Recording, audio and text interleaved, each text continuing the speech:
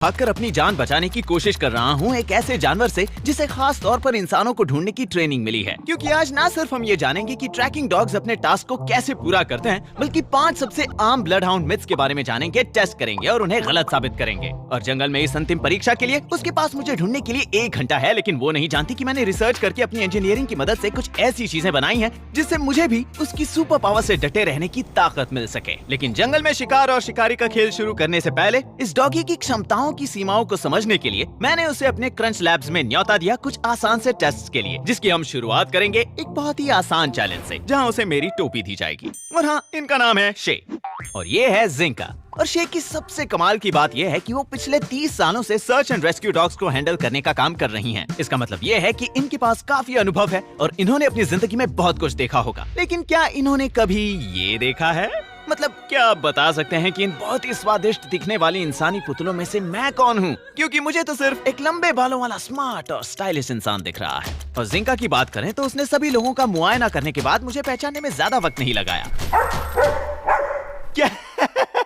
क्या मैं इतना बदबूदार हूँ? मेरा कॉस्ट्यूम इतना बुरा था शे? तो शुरुआत से ही मैंने 2 बातें सीखी। पहली ये है कि एक इंसानों को ढूंढने वाले हाईली ट्रेन्ड हंटर को जाओ पकड़ो आम डॉगीज की तरह खेलना पसंद है। बहुत अच्छे जिंका। और दूसरी बात यह है कि ये वास्तव में एक ब्लड हाउंड नहीं है, ये जर्मन शेपर्ड। मुझे भी यही लगा था। तो पहला मिथ जिसके बारे में हम बात करने वाले हैं वो ये है कि आजकल सर्च डॉग्स ब्लड हाउंड्स प्रजाति का इस्तेमाल नहीं किया जाता। आमतौर पर पाए जाने वाले सर्च डॉग्स जिंका की तरह जर्मन शेपर्ड होते हैं, क्योंकि रिसर्च ये बताती है कि इनके सूंघने की शक्ति ब्लड हाउंड्स के जितनी ही अच्छी है और तो और ये उनसे काफी ज्यादा समझदार भी हैं। शे ने मुझे ये समझाया कि किसी खुशबू का मिलना जिंका के लिए एक पजल के टुकड़े मिलने के बराबर है, लेकिन उन्हें आपस में जोड़ने का काम उसका दिमाग करता है। और इस बात को जानने के लिए चलिए अब असली टेस्ट लेना शुरू करते हैं। शे चलो इसका अगला टेस्ट लेते हैं। मैं लैब में छिपाऊंगा और वो मुझे ढूंढने आएगी। वहाँ पर बाकी लोग भी होंगे और मेरे पास छुपाने के लिए एक बहुत अच्छी जगह है। लेकिन इसे सूंघने के लिए कुछ चाहिए। उसके लिए तुम्हें मुझसे क्या चाहिए? तुम्हारा वॉलेट? मेरा वॉलेट? क्या मेरी घड़ी चलेगी? हाँ चलेगी। ठीक है, ये लो मेरी घड़ी। शुक्रिया। तो मैं चल पड़ा अपने छुपने की जगह के लिए और एक छोटे से पिज्जा स्नैक के बाद मैंने अपनी सबसे पहली चाल चली सीढ़ियों की जगह यहाँ से नीचे उतरकर ग्राउंड फ्लोर पर आने के लिए। और फिर मैं जाकर इन सीढ़ियों की मदद से वापस ऊपर आया और खुद को इस फोम पिट के अंदर गाड़ दिया। हाँ ढक दो मुझे, देखते हैं क्या वो मुझे यहाँ ढूंढ पाएगी। और अब थी जिंका की बारी और आप देख सकते हैं इसने मेरी घड़ी को कितनी जल्दी सूंघा और अपने टारगेट पर अपनी नजरें गड़ा ली। और गेट से बाहर आते ही वो भी मेरी तरह पिज्जा को देखकर लालची हो गई। पिज्जा को नहीं खाना। और वो सीधे उस जगह पहुंची जहाँ आने के बाद उसकी नाक को लगा कि मुझे किसी तरह आसमान निकल गया है। चलो आगे। लेकिन भले ही मैंने जिंका को चकमा दे दिया, शे मेरी चाल समझ गई और उसने जिंका को नीचे अपने टारगेट के साथ वापस जुड़ने में मदद की। और उसके बाद आप समझ गए होंगे मेरे पास उसकी तेज नाक से बचने का कोई रास्ता नहीं था। ओह नहीं। ठीक है, मैं हार गया। मैं हार गया। कोई बात नहीं है, मैं तुम्हें अगली बार दिखा दूंगा। तो रायन, क्या तुम लुका छिपी खेलने में अच्छे हो? ओह कितने अच्छे हो। इतना अच्छा। इस अगले राउंड के लिए मैं शे की बताई एक ऐसी बात का टेस्ट लेना चाहता था जिसे सुनकर मुझे यकीन नहीं हुआ। अगर बहुत से लोग एक ही चीज को हाथ लगाए तो वो उनकी खुशबू को पहचान कर उनमें से किसी एक का पता लगा सकती है। मुझे कुछ लोग चाहिए, मैं इसे इनके हाथों पर घिस दूं, है ना? इसका मतलब हम 6 लोगों ने मिलकर इस एक नैपकिन पर अपना हाथ घिसकर अपनी खुशबू की छाप छोड़ी।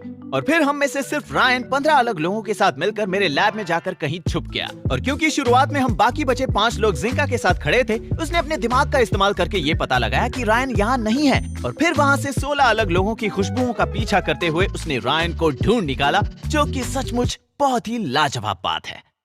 बस इतना ही? हाँ जाओ ढूंढो। और आप देख सकते हैं कि कैसे वो पजल सॉल्व करने की अपनी सूझबूझ और समझदारी, मैं जानता हूँ वो कहाँ छिपा है और ये वहीं पर जा रही है, का इस्तेमाल करती है। ये किसी जादू टोने की तरह है। मुझे तो अभी यकीन नहीं होता आखिर ये इसे कैसे कर लेती है। उसी से पूछ लो, जिसे मैंने एक चैलेंज की तरह लिया। तो इस बार हमने नैपकिन को 6 नहीं बल्कि 12 लोगों के हाथों पर घिसा। इसका मतलब अब उसे पूरे 12 लोगों में से किसी एक की गंध को पहचानना है जो वहाँ नहीं है, और फिर सिर्फ उसी खुशबू का पीछा करना है एक ऐसी जगह पर जहाँ बहुत से लोग हैं। इतनी जल्दी कैसे? तो अब वो उन सबको एक एक करके पहचान रही है। चलो ढूंढते हैं। ये नहीं हो सकता।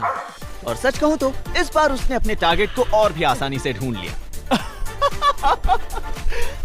सच में नामुमकिन। Good girl. यकीन नहीं होता। अच्छा काम किया, नहीं बुरा काम किया, तुम पकड़े गए। मैं एक और शर्त हार गया। अपने आखिरी टेस्ट में मैं इस दूसरे मिथ को जांचना चाहता था जिसके हिसाब से जिंका इन सारी अलग अलग खुशबुओं के बीच का अंतर इसलिए बता पा रही है क्योंकि वो उनमें से हर एक के स्किन सेल्स द्वारा छोड़े गए डीएनए के ट्रेसेस को डिटेक्ट कर पाती है। अगर ये बात सच है तो हमें ये भी समझ आ जाएगा कि मेरी टोपी, घड़ी और हाथ, जिनकी खुशबू मेरी नाक को तो अलग अलग ही लगती है, फिर भी वो पहचान जाती है कि वो सब मेरा ही है। लेकिन इस मिथ को टेस्ट करना थोड़ा मुश्किल था, क्योंकि इसके लिए मुझे 2 ऐसे लोगों को चुनना था जिनका डीएनए बिल्कुल एक जैसा है। लेकिन शायद मेरा नसीब बहुत अच्छा है। क्रंच लैब्स में स्वागत है। तो प्लान ये था कि हम इन दोनों ट्विंस में से सिर्फ एक ही खुशबू अपने नैपकिन पर लेंगे और फिर ये देखेंगे कि जिंका इन दोनों में से किसका पीछा करती है। जाओ छिपो। और तो और हमने दूसरी वाली ट्विन को जानबूझकर जिंका के रास्ते में खड़े रहने को कहा, ये देखने के लिए कि वो उसके पास रुकती है कि नहीं। और फिर बिना जरा भी हिचकिचाए जिंका सीधे अपने टारगेट के पास गई। और इसका मतलब ये हुआ कि डीएनए से जुड़ी ये मिथ गलत थी और जिंका ऐसे कॉम्प्लेक्स सेंट मॉलिक्यूल्स को सूंघ पा रही थी जिसमें से रासायनिक कंपाउंड्स होते हैं जो हर इंसान के लिए अलग हैं। और ये देखते हुए मैं समझ गया था कि मैं इसके सामने नहीं टिकने वाला। लेकिन शायद मैंने जिंका की कुछ ऐसी कमजोरियों का पता लगा लिया था जिसका फायदा उठाकर मैं जंगल में उससे बच सकता हूँ। लेकिन क्रंच लैब्स में रहकर और सिर्फ 25 वॉलंटियर्स के साथ मैं इतना कुछ सीख सकता हूँ, तो क्यों ना मैं कुछ 1000 वॉलंटियर्स इकट्ठा करूं और टेस्ट करने के लिए एक बड़ी जगह ढूंढूं। और बर्कली कैलिफोर्निया का ये सुंदर सा कॉलेज कैंपस मेरी चैलेंज के लिए बिल्कुल सही था। मैंने सोचा कि 4 दीवारियों के बाहर, जहां शहर और प्रकृति में पाए जाने वाली छोटी छोटी चीजों की अलग अलग महक शायद मेरी अपनी गंध को छिपा सके। और तो और क्योंकि मैं यहाँ पर जल्दी आ गया था, मुझे कुछ ऐसे मौके मिले जिससे मैं अपने सेंट मॉलिक्यूल्स को आसपास की चीजों और लोगों के साथ बांट सका, इससे पहले कि मैं उठकर वहाँ से निकल सकूं। तुम मुझे यहाँ पर बिल्कुल भी नहीं ढूंढ पाओगी जिंका। तुम्हें मुझसे क्या चाहिए? कुछ भी दे दो। मोजा चलेगा? हाँ, मोजा भी चलेगा। माफ करना। उससे कहा या मुझे? एक्चुअली दोनों को।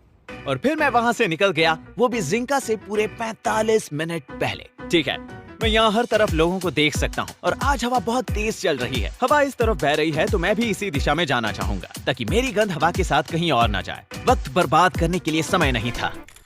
वक्त बर्बाद करने के लिए शायद ही समय था। तो मैंने अपनी हर कोशिश की अपनी गंध को पूरे कैंपस में फैलाने की।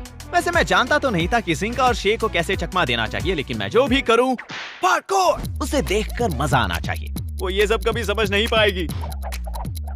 मुझे बहुत डर लग रहा है, जैसे कोई मेरा शिकार कर रहा है। शायद ऐसा इसलिए क्योंकि ऐसा वास्तव में हो रहा है। यहाँ पर बहुत से लोग घूम रहे हैं। यहाँ इतने सारे लोगों को जमा देखने के बाद मैंने तय किया कि मैं यहाँ से घूम कर जाऊंगा। और वहाँ से गुजरते वक्त मुझे एक ऐसा मौका मिला जहाँ मैं अपने चाहने वालों को मेरे चैनल को सब्सक्राइब और सपोर्ट करने के लिए शुक्रिया अदा कर सकूं। शर्माओ मत आओ, मेरे गले लग जाओ। और मैं बता दूं, मुझे लोगों को ये कहने में बहुत मजा आ रहा था। हो सकता है कि एक डॉग आज तुम्हारे पीछे पड़े। घबराना मत। हे, मुझे ताली दो। मेरे पीछे एक ब्लड हाउंड लगा है। मुझे ताली दो। एक ब्लड हाउंड मेरा शिकार करने आ रहा है। सच में? उस तरफ जाओ। अब उस डॉग का मुझे ढूंढना बेहद नामुमकिन है। इस सब की सबसे घटिया बात यह है कि मैंने अपना दायां जूता बिना मोजे के पहना है, ये देखिए। और अब मैं चाह रहा हूँ इस गराज में छिपने। और अगर उसने मुझे ढूंढ लिया तो एक दिन ये हमारी दुनिया पर हुकूमत करेंगे। और आखिरकार मैं अपने छुपने की जगह पर पहुंच ही गया, वो भी वक्त से पहले। वो रही मेरी कार। इसमें रहने से मेरी गंध बाहर नहीं आएगी। ठीक है, मैं अपनी गाड़ी में पहुंच चुका हूँ। पता नहीं मैं फुसफुसा क्यों रहा हूँ, क्योंकि वो यहाँ से मुझे सुन तो नहीं सकती। और उसकी थोड़ी देर बाद मेरा वक्त खत्म हुआ। चलो ढूंढते हैं। और जिंका के मुझे ढूंढने का काम शुरू। और उसके थोड़ी दूर जाते ही मुझे लगा कि मैंने उसे चकमा दे दिया, क्योंकि वो काफी देर तक मेरे बेंच के पास खड़ी रही। और फिर शायद उसे याद आ गया कि मैं एक बेंच नहीं इंसान हूँ, और उसने अपनी खोज जारी रखी। पता नहीं वो मेरे रास्ते में बिछाए गए जालों से धोखा खाएगी या नहीं, वक्त ही बताएगा। और भले ही उसे मेरे नए दोस्तों में कुछ खास दिलचस्पी नहीं थी, लेकिन कैंपस की कुछ गिलहरियों ने उसका ध्यान जरूर आकर्षित किया। गिलहरी? नहीं, छोड़ दो। मुझे अभी अभी एक आइडिया आया है। मैं अपनी जगह बदल रहा हूँ। क्या ये चीटिंग है? हाँ बिल्कुल। और दुर्भाग्यवश मैंने जो गोल घूमकर उसके लिए जाल बिछाया था, उसने उसे पूरी तरह अनदेखा कर दिया। लेकिन मेरे गैराज के आसपास के पेड़ पौधों को रुककर देखने की वजह से भले ही उसकी रफ्तार धीमी हो गई, लेकिन फिर भी हर वक्त वो मेरे करीब आते जा रही थी। मुझे डर लग रहा है। और जब वो भागकर वहां गई जहां मेरी गाड़ी पहले पार्क्ड थी, मुझे लगा कि इस बार तो मैंने उसे चकमा दे ही दिया है। लेकिन चीटिंग करने के बावजूद मेरे मोजे की गंध उसे मेरे पास खींच ही लाई। नामुमकिन, ये कैसे हो सकता है? नामुमकिन। नामुमकिन। उसे ढूंढ लिया। आखिर ये चीज मुमकिन कैसे हो सकती है? क्या इसकी बदबू इतनी ज्यादा बुरी है? और भले ही मेरे टेस्ट की वजह से मुझे थोड़ी बहुत बातें मालूम हुई, फिर लगा कि मुझे किसी ऐसे की मदद लेनी चाहिए जिन्हें इस तरह की चीजों में थोड़ी बहुत जानकारी हो। कोई ऐसा जो मेरे बचपन के हीरो रह चुके हैं और मिथ्स की दुनिया के सबसे जाने माने विशेषज्ञ मिस्टर एडम सैवेज। ये जगह तुम पहले भी आ चुके हो, इस बात को सालों हो गए। लेकिन यहाँ जितनी भी बार आओ उतना कम लगता है। यहाँ पर इतनी सारी चीजें हैं कि क्या बताऊं।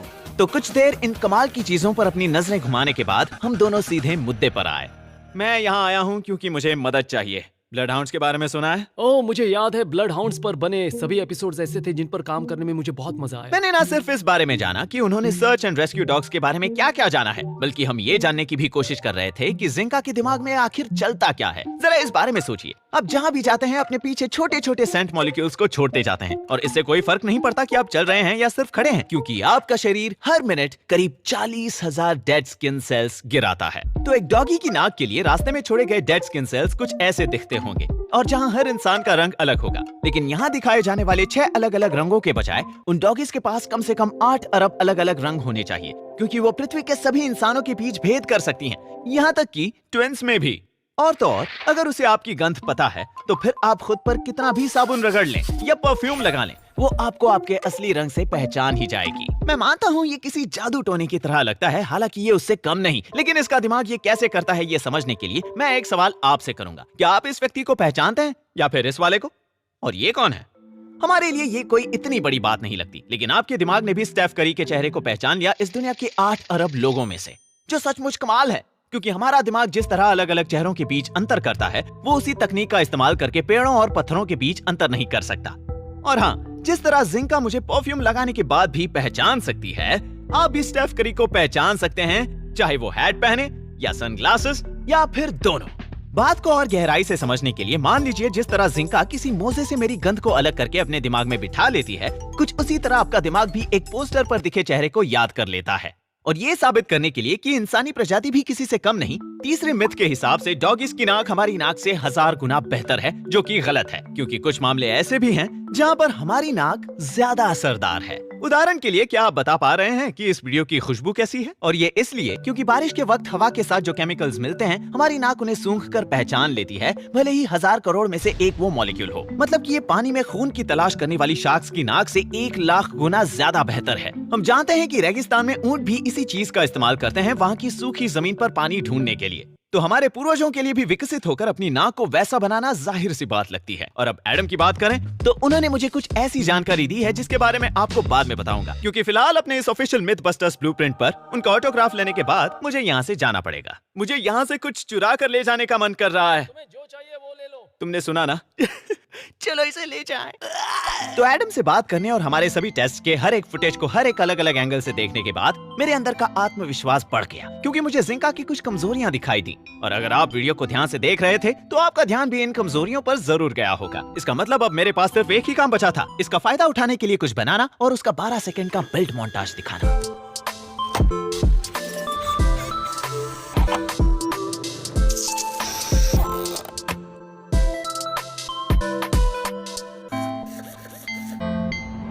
और फिर अपने सभी गैजेट्स को बैग में डालने के बाद वक्त आ गया था बाहर निकलकर शे और जिंका से मिलने का आखिरी शोडाउन के लिए।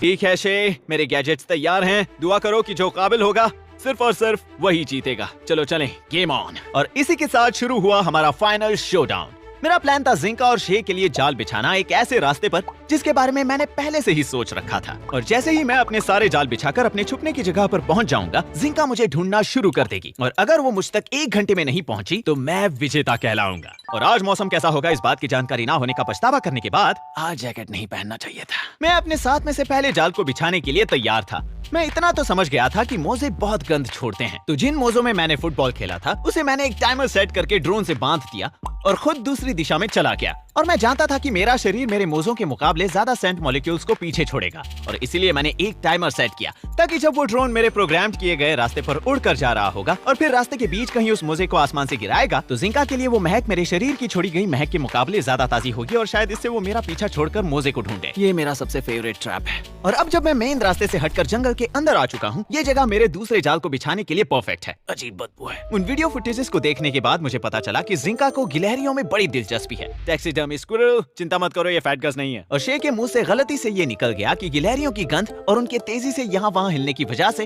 वो जिंका का ध्यान खींचती है। तो मैंने एक गिलहरी को पटरियों से जोड़ दिया और एक टैक्सीडर्मिड गिलहरी को बाहर खुले में। और मैं ये बात जानता था कि इस जाल में शे नहीं फंसने वाली, लेकिन गिलहरियों को लेकर जिंका की कमजोरी और मुझे ढूंढने के लिए उसे मिले 1 घंटे को देखते हुए उनका बर्बाद किया हर 1 मिनट मेरी जीत के मौकों को बढ़ा सकता है। उसके बाद मैं कुछ 300 फुट तक आगे चलता रहा जब तक कि मुझे एक ऐसी जगह नहीं मिल गई जो मेरा तीसरा जाल बिछाने के लिए बिल्कुल सही हो। मैं अपने सेंट मॉलिक्यूल्स को एक और डिकॉय को गलत दिशा में छोड़ना चाहता हूँ अगर किसी कारणवश वो ड्रोन काम न कर पाए, लेकिन इस बार मैं कोई भी कसर नहीं छोड़ना चाहता, इसलिए मैं 3 किस्म के जरियों का इस्तेमाल करूंगा। ये 4 पहियों वाला रोबोट जिसका मैंने नाम रखा है मार्क रोवर, और इसमें है मेरे मोजों को रखने की एक जगह और एक फैन जो मेरी गंद को बाहर फैलाएगा, और फिर एक और मोजा इस पानी से भरे कंटेनर में, और ये बन गया हमारा सूप जो मेरी गंद को स्प्रे करेगा। उम्मीद है कि मेरे सेंट मॉलिक्यूल्स इसके पानी के साथ अच्छी तरह घुल मिल जाएंगे। और फिर तीसरे के लिए, क्योंकि मेरे पास मोजे नहीं बचे थे, मैं ये करना तो नहीं चाहता हूँ, लेकिन मैंने सीधे गंद के स्रोत से अपना काम निकलवाया। एक चीज ग्रेटर की मदद से मैंने अपने पैरों की चमड़ी को खरोंच कर उसे अलग किया और फिर लकड़ी के चूरन के साथ मिलाया, ताकि वक्त आने पर ये तीनों तरीके मेरे शरीर की एक बहुत तेज महक को लेकर किसी गलत दिशा में जाएं और जिंका को रास्ता भटका दें।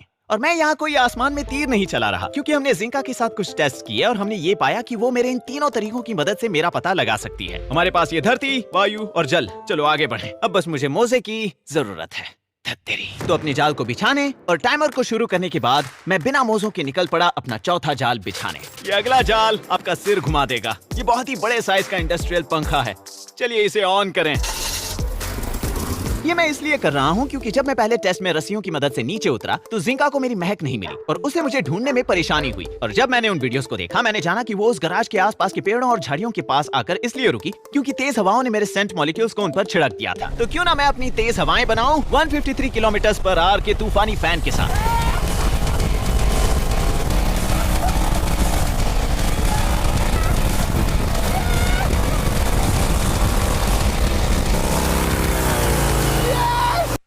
कुछ कपड़े खो दिए, लेकिन उम्मीद है मैंने अपने सेंट मॉलिक्यूल्स भी बिखेर दिए। अब मुझे ढूंढ कर दिखाओ शे। और मैं यकीन के साथ कह सकता हूँ कि जिंका हवा में बह रही मेरी गंध का पीछा करके जंगल के बीच घुसना चाहेगी। तो मैं उसकी उल्टी दिशा को चुनकर एक ऐसे रास्ते पर आगे बढ़ने लगा जो मुझे इस रेडवुड जंगल के ठीक बीचों बीच ले जाएगा। और जिस रास्ते से मैं जा रहा था वहाँ पानी भी बह रहा था। तो मैंने इस मौके का फायदा उठाते हुए ये जांचने की कोशिश की कि क्या आप नदी को चलकर पार करके डॉग से छुटकारा पा सकते हैं या नहीं, जिसमें बहुत मजा आता है, खासकर तब जब आपके पैरों में मोजे ना हो। और फिर मेरे स्टेमिना और चुस्ती की परीक्षा ली गई, जहां मुझे अपने बचे समय के साथ जितनी दूर हो सके उतनी दूर जाना था। मैंने 5 में से 3 जालों को बिछा दिया था, जिससे मेरा आत्मविश्वास भी बढ़ गया था और अब कोई भी चीज मेरे लक्ष्य पर से मेरा ध्यान नहीं हटा सकती। ठीक है, अब आगे बढ़ा जाए। अब मुझसे और नहीं हो पाएगा, लेकिन कोई बात नहीं, क्योंकि अब मैं जंगल से बाहर आ चुका था और अब वक्त था मेरे आखिरी और शायद सबसे ज्यादा असरदार जाल को बिछाने का। देखकर लगता है ये जगह सही रहेगी। यहाँ मैं अपनी गंध फैला दूंगा। मेरा प्लान ये है कि मैं इस जगह को अपनी बदबू से भर दूंगा और यकीन मानिए इस वक्त मेरे अंदर से बहुत ज्यादा बदबू आ रही है। ये आइडिया मुझे तब आया जब मैंने देखा कि जिंका उस बेंच के पास बहुत देर रुकी थी जहां मैं बैठकर इंतजार कर रहा था, क्योंकि वहां पर मेरे ढेर सारे सेंट मॉलिक्यूल्स जमा हुए थे। उनकी तुलना में वहां मेरे शरीर को अतिरिक्त सेंट मॉलिक्यूल्स पीछे छोड़ने का समय नहीं मिला और इसके अलावा मेरी गंध को फैलने से रोकने के लिए मेरे पास एक और रास्ता था, ये बनी सूट। मैंने नासा में लगातार 5 महीनों तक इस बनी सूट को पहनकर मार्स रोवर पर अपने बनाए हार्डवेयर के परीक्षण किए और अब तक तो आप समझ ही गए होंगे कि इन्हें सिर्फ इसीलिए पहना जाता है ताकि मैं हमारे शरीर से झड़ने वाले 39,000 स्किन सेल्स को फैलने से रोक सके, ताकि हम मंगल ग्रह पर जीवन के अवशेष ढूंढने के लिए जिस रोवर को भेज रहे हैं वो कंटेमिनेटेड ना हो। और इसीलिए इस बनी सूट को पहनने के बाद मैं जिंका की नाक को शायद दिखाई ही नहीं दूंगा। चलो चले। लेकिन इसे और मुश्किल करने के लिए मैंने भागते समय अपनी सांसों को रोके रखा और अगर किसी चमत्कार से शे और जिंका यहाँ तक पहुँच पाए तो मेरे पास 2 और तरकीबें हैं। मैं इतना तो समझ ही गया था कि जिंका खाने की बहुत बड़ी शौकीन है, क्योंकि वो अपनी भूख मिटाने का कोई मौका नहीं छोड़ती और शे हमेशा टारगेट को ढूंढने पर जिंका को इनाम के तौर पर ट्रीट देती है। और मैंने शे से बातों बातों में ये पता लगवा लिया कि उसका मनपसंद खाना चिकन और चीज है। गैस कीजिए मेरे पास क्या है। मैं अपने साथ ताजा चिकन और चीज लाया हूँ। ये उसे गलत दिशा में ले जाएगा, उस वाले रास्ते पर। ओह, काफी स्वादिष्ट लग रहा है। और अगर किसी तरह वो मुझे ढूंढते हुए यहाँ तक आ जाए, मैं रहूंगा इन पावरफुल पंखों के सामने ताकि मेरी सारी गंध उड़कर यहाँ से दूर जा सके। और ये वो जगह है जहाँ से बैठकर मैं हर चीज का मुआयना करूंगा। कमिंग टीम, मैं लोकेशन पर पहुँच चुका हूँ। अगर जिंका तैयार है तो क्या हम टाइमर शुरू कर दें? वो तैयार है। ओके, टाइमर शुरू होता है अब। उसके पास मुझ तक पहुँचने के लिए 1 घंटा है।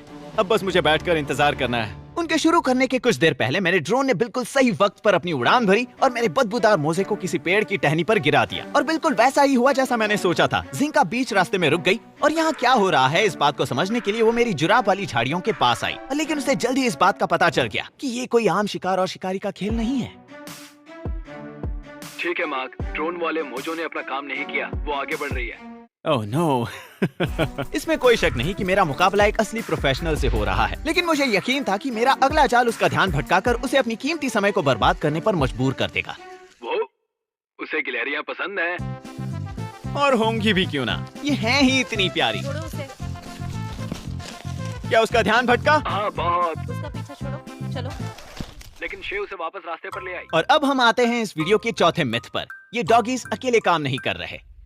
अकेले अपने दम पर ये सब नहीं कर सकते, उनके साथ उन्हें संभालने वाला एक पार्टनर होना चाहिए। ये दोनों एक दूसरे के बिना अपनी पूरी क्षमता के साथ काम नहीं कर सकते। और सोचा जाए तो ये बात जाहिर से है, लेकिन ये चीज मेरे दिमाग में पहले नहीं आई थी। शे जिंका को अपना ध्यान केंद्रित रखने में मदद करती है और अगर वो कहीं अटक जाए तो शे उसे वापस सही राह दिखाती है। ठीक वैसे ही जब मैं रस्सियों के जरिए ऊपर से नीचे आया था और जिंका को लगा कि मैं हवा में कहीं गायब हो गया, जिसके बाद शे ने उसे बताया कि क्या हुआ होगा। उम्मीद है उनका वहाँ थोड़ा वक्त जाया हुआ हो, वरना मैं तो हार जाऊंगा। लेकिन अगले जाल में शे उसकी कुछ ज्यादा मदद नहीं कर पाएगी, जहाँ मुझे ये सुनकर बहुत खुशी मिली कि मार्क रोवर ने अपना सफर शुरू कर दिया था, वो भी ठीक प्लान के मुताबिक, अपने कर्तव्य को पूरा करते हुए और मेरी गंध को हवा, पानी और धरती के माध्यम से गलत राह पर फैलाते हुए। ये हमारे ड्रोन की तुलना में तो काफी बेहतर काम कर रहा था, यानी कि ये इन दोनों को इतनी बढ़िया तरह से झांसा देगा कि वो मुझे ढूंढ ही नहीं। इसने काम नहीं किया। क्या मतलब ये काम नहीं किया? क्या उसने उसका थोड़ा भी पीछा नहीं किया? बहुत ही कम, वो भी सिर्फ वहाँ जहाँ तुम खड़े थे। अब वो तुम्हारी ओर आ रही है। मानना पड़ेगा जिंका, तुम में दम तो है। वो मेरे बड़े फैन से तो चकमा खा ही जाएगी, मुझे पूरा यकीन है। मैंने अपना जैकेट और अपनी 37 हैट्स में से एक को यहाँ खो दिया, इसलिए मैं सच में चाहता था कि ये काम करे और इस बार मुझे निराशा नहीं झेलनी पड़ी। लगता है तुम्हारा वो पंखा उसे चकमा दे रहा है। ये काम कर गया। वो भी हवा के साथ साथ उसी दिशा में जा रही है। उसे देखकर लग रहा था कि वो बहुत उलझन में है, क्योंकि उसे समझ नहीं आ रहा था कि उसकी नाक उसे क्या कह रही है। और ये बात देखते हुए शे को धीरे धीरे बात समझ आने लगी। लेकिन जब जिंका ने मेरे असली वाले रास्ते का पता लगाया, शे को लगा कि ये भी एक जाल होगा और उसने उसे वापस पीछे बुला लिया। और यहाँ पर आप देख सकते हैं कि ये दोनों एक दूसरे के ऊपर कितना विश्वास करते हैं, क्योंकि अगले ही पल जिंका घूमकर वापस आ गई, मानो ये कहना है कि नहीं, मैं जानती हूँ वो इसी रास्ते गया होगा। और शे ये बात समझ गई और वो दोनों साथ मिलकर रेडवुड जंगल के अंदर घुसने लगे। वो वापस सही राह पर आ गई। क्या? वो जाल में नहीं फंसी। हद है, मुझे लगा कि इस बार तो मैं उसे झांसा दे ही दूंगा। अब क्या ये पानी मुझे बचा पाएगा? मुझे इससे बहुत सारी उम्मीदें हैं। लगता है उसे पानी में बहुत मजा आ रहा है, वो आगे बढ़ रही है। हद हो गई। उसने अपनी गति बढ़ा ली। क्या मतलब गति बढ़ा ली? वो पानी में और भी ज्यादा तेज आगे बढ़ रही है। लगता है कि गंध अभी भी पानी में ही है। मतलब मेरे पैरों पर जो 12 कंकड़ चुभे और उनमें से ये जो बदबू आ रही है उसका कोई फायदा नहीं। शे ने बाद में हमें बताया कि ये भी उन मिथ्स में से एक है, क्योंकि सेंट मॉलिक्यूल्स असल में हाइड्रोफिलिक होते हैं, यानी वो पानी और नदी के किनारों से चिपक जाते हैं, जिनसे उनका सूंघ कर पता लगाना जमीन की तुलना में और भी ज्यादा आसान हो जाता है। और अब क्योंकि जिंका अपनी प्यास बुझाने के बाद तरोताजा महसूस कर रही थी, जिसका मतलब अब आगे आने वाले लंबे सफर में उसे थकान महसूस नहीं होगी, जो कि एक बहुत अच्छी बात थी, क्योंकि अब इसके आगे उसे मेरी गंध बिल्कुल नहीं मिलने वाली। वो उस जगह के कितने करीब है? लगभग पहुंच ही गई है। ओके, लगता है कि अब यहाँ पर उसका खेल खत्म। मैं करीब 20 मिनट तक इस जगह पर भटक रहा था। क्या तुम थक गई? चलो, हार मत मानो। ताकि मैं यहाँ अपने शरीर के ढेर सारे सेंट मॉलिक्यूल्स पीछे छोड़ सकूं। अगर वो मेरे मिलने पर ज्यादा निराश हो जाए तो मुझे बता देना, मैं वहाँ उसके पास आ जाऊंगा। और फिर मैंने यहाँ से भागने के लिए अपने नासा सूट को पहना, जिसका मतलब कम से कम उसकी नाक के रेडार के हिसाब से मैं अचानक गायब हो गया था। वाह, वो जरा भी नहीं रुकी, सीधे तुम्हारी ओर आ रही है। क्या? सच में? जिंका, तुम तो मुझे हरा कर ही दम लोगी। मुझे नहीं लगता कि अब मैं जीत पाऊंगा। वो इस वक्त यहाँ ऊपर की ओर आ रही है। उसके पास करीब 15 मिनट बचे हैं, लेकिन अगर चिकन और चीज उसके ध्यान को कुछ देर तक अपने ऊपर रख पाए तो मेरे पास अभी जीत की उम्मीद है। नहीं, काम पर लगो। हे, काम पर लगो। ओह, वो जाल में फंस गई। यस। जिंकी, चलो काम पर लगो, जल्दी। उसने दूसरी कटोरी चट कर ली। हाँ, मैं जानती हूँ ये टेस्टी है। तुम सही थे, उसे चिकन और चीज बहुत ज्यादा पसंद है। लगता है आज हम चिकन और चीज के भरोसे ही जीतने वाले हैं। खाती ही जा रही है। चलो चलो, छोड़ो उसे, छोड़ो। वक्त बीत रहा है शे। अगर मैं अपने चिकन और चीज वाले ऑर्डर को 4 गुना कर देता तो शायद जीत पाता, लेकिन ऐसा नहीं हुआ और वो हर बीतते पल के साथ मेरे और करीब आने लगी। मुझे अब डर लग रहा है, लेकिन फिर लग रहा था मानो भगवान ने मेरी दुआएं सुन ली, क्योंकि आखिर में रखे उन तीनों पंखों को देखकर वो वापस पीछे मुड़कर अपने टारगेट यानी कि मुझसे दूर जाने लगी। अजीब बात है, वो पीछे मुड़कर बोल्स की तरफ जा रही है। यहाँ और जिंकी, छोड़ो उसे। ओह, एक और। ओह, अब समझा। ये देखते हुए कि थोड़ा वक्त बचा था, लगता है वो मुझे बस चिढ़ा रही थी, ये देखकर कि कहीं उससे कोई खाने का टुकड़ा छूट तो नहीं गया। तो अपने भरे हुए पेट और किसी विजेता की तरह आगे बढ़कर झाड़ियों के पीछे जाकर अपने टारगेट को ढूंढ निकाला। नहीं! Good job. नहीं! Bad girl! अभी इसे जादू टोना नहीं कहेंगे तो और क्या कहेंगे। और फिर मैंने अपनी हार को स्वीकार करके पहाड़ों का नजारा देखते हुए शेर से पूछा कि वो पिछले 30 सालों से हर हफ्ते करीब 10 से 30 घंटे सर्च एंड रेस्क्यू डॉग्स के साथ काम करने के लिए वॉलंटियर क्यों कर रही थी। उम्मीद है कि इससे कुछ परिवारों को अपने मुश्किल दौर से गुजरने के लिए हिम्मत मिलेगी। मैं भी यही उम्मीद करूंगा कि भविष्य में परिवारों को इस तरह की मुसीबत ना झेलनी पड़े, और इसीलिए अब मुझे अपनी हार पर अच्छा महसूस हो रहा है। तुम जीत गई जिंका, तुम काबिल प्रतिद्वंद्वी थी।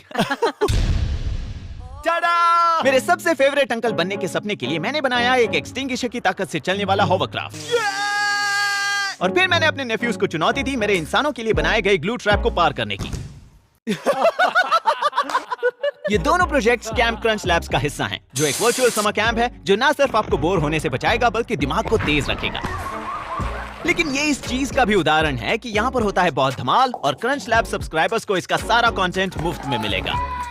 इसका मतलब हर महीने आपके दरवाजे पर इस बॉक्स को पाने के साथ साथ, जिसमें हम साथ मिलकर एक मजेदार खिलौना बनाते और मैं आपको समझाता था उसके पीछे का साइंस, आपको एक्सक्लूसिव चीजों का फायदा उठाने का भी मौका मिलेगा, जैसे मेरे मेन YouTube चैनल के बिहाइंड द सीन्स वीडियोस। और मैं आपको बता दूं कि क्रंच लैब्स एक असली जगह है, और हर महीने हम एक बॉक्स को रैंडमली चुनकर उसमें डालते हैं एक प्लैटिनम टिकट, और अगर वो आपको मिला तुम जीत गए।